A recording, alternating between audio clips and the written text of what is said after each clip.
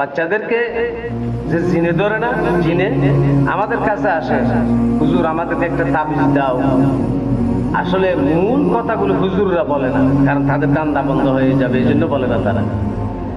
কেন বাচ্চাদেরকে জিনে ধরে, জিনে পায়, এগুলো আজকে আমি আপনাদের সামনে বলবো। তাবিজ নেওয়া লাগবে না। সেটা কি?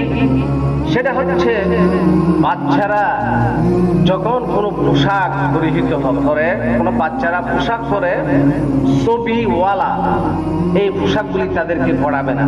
আমরা দেখি না বাচ্চাদেরকে গরুর ছবি, কুত্তার ছবি, হিংস্র প্রাণীর ছবি, বাঘের ছবি, মানুষের ছবিওয়ালা যে কাপড়গুলি আমরা পরাই, বাচ্চাদেরকে পরাই, এগুলির কারণে বাচ্চাদেরকে জিন্নাতের আসর হয় এবং তাদেরকে আসর করে। এক নম্বরে এটা মনে রাখবেন, তাদেরকে এই কাপড়গুলো পরানো যাবে না। দুই নম্বরে, বাচ্চারা যখন কোনো প্রস্রাবখানায়, পায়খানায় যাবে এবং তাদের মাথার উপর একটা টুপি অথবা একটা রুমাল দিয়ে ঢেকে দেবেন।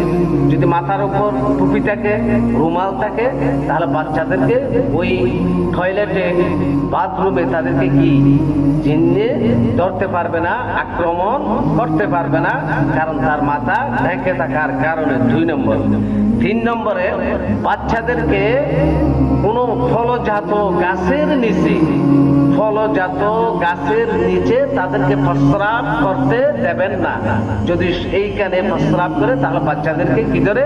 জিনে ধরে এবং জিনের আসর তাদের উপর পতিত হয়।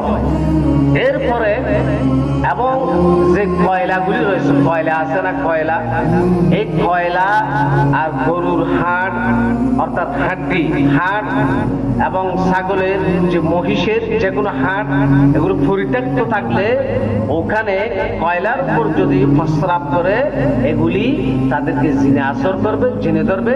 কারণ হাদিস শরীফের ভিতরে আসছে, হাড্ডিগুলি, হাড়গুলি এবং কয়লাগুলি জিন্নাতের খাবার। আল্লাহ রাসূল বলেছেন এগুলো তোমাদের ভাইয়ের খাবার, এগুলোর উপর তোমরা মূল অর্থাৎ মল মূত্র প্রস্রাব তোমরা করবে না, কারণ এগুলো তাদের খাবার। সুতরাং এগুলি থেকে আমাদেরকে বিরত থাকতে হবে। তখন আর বাচ্চাদেরকে জিন্নাতের আসর এবং জিন্নাতে ভাবে না।